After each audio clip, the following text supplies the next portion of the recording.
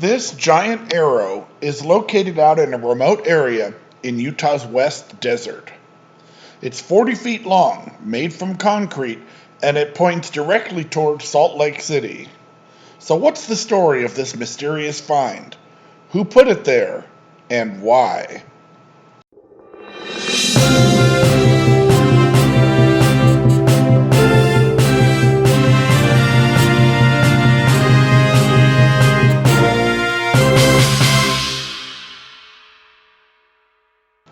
Hello, this is Postcard Dan, and I'm standing in front of a bird refuge near the Great Salt Lake. And this arrow behind me has been here for 100 years. It was constructed here by the U.S. government. Now, you might be tempted to think that there was some military purpose for this arrow.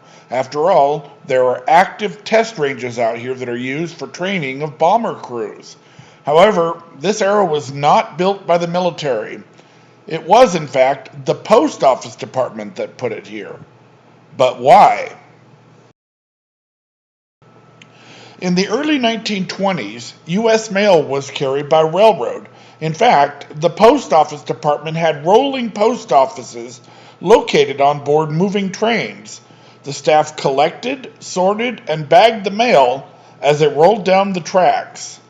But the people at the post office had a notion that they could move mail faster if they used airplanes.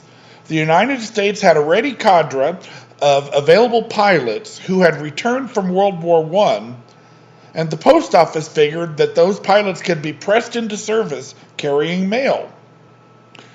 In 1925, the U.S. Congress approved the plan, and the contract airmail system was born.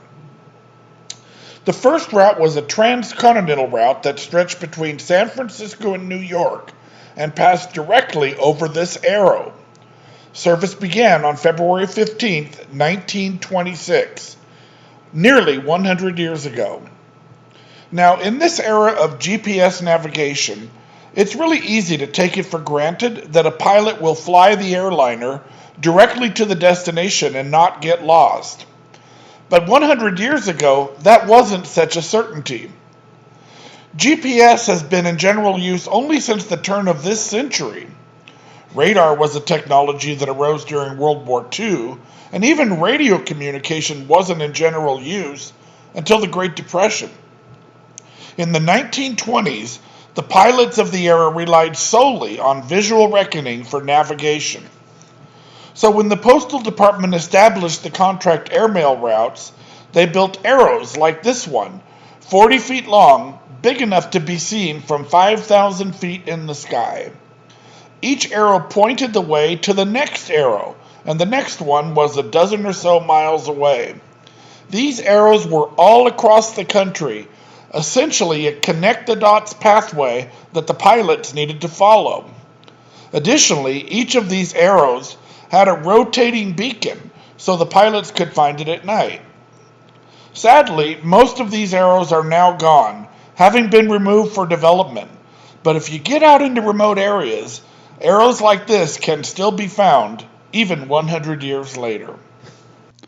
Although this one was the original transcontinental contract airmail route, as the post office established new routes and reorganized the system, the number 18 was assigned to the route containing this arrow.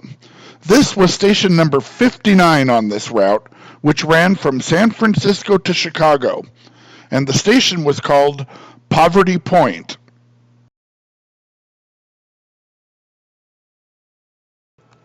Now, if you want to check out this arrow, this site is actually very easily accessible from Interstate 80.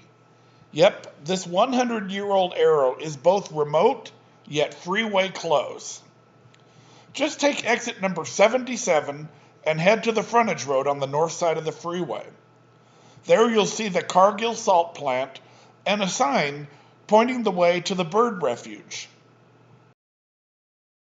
Cross over the railroad tracks and immediately turn right onto the dirt road which runs between the tracks and the Cargill facility. Follow that dirt road around the power station and you'll see this sign for the bird refuge. And then just ahead, you'll see a parking area. The arrow is located within the fenced area right next to the parking area.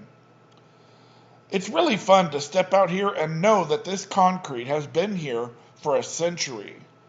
Its bright paint has survived 100 Utah winters. It's a really cool part of our nation's history that largely has been forgotten. But these arrows remain as reminders of the limitless innovation that those who came before us were willing to dream and then build.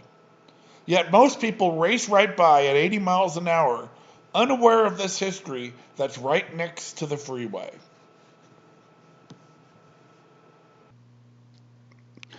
This is Postcard Dan in Tooele County in Utah's West Desert. I hope you enjoyed this video. If you did, why not tell YouTube to share it with other people by giving it a like? And if you really enjoy my content, I hope you'll consider subscribing to my channel. But for now, this is Postcard Dan saying thanks for watching.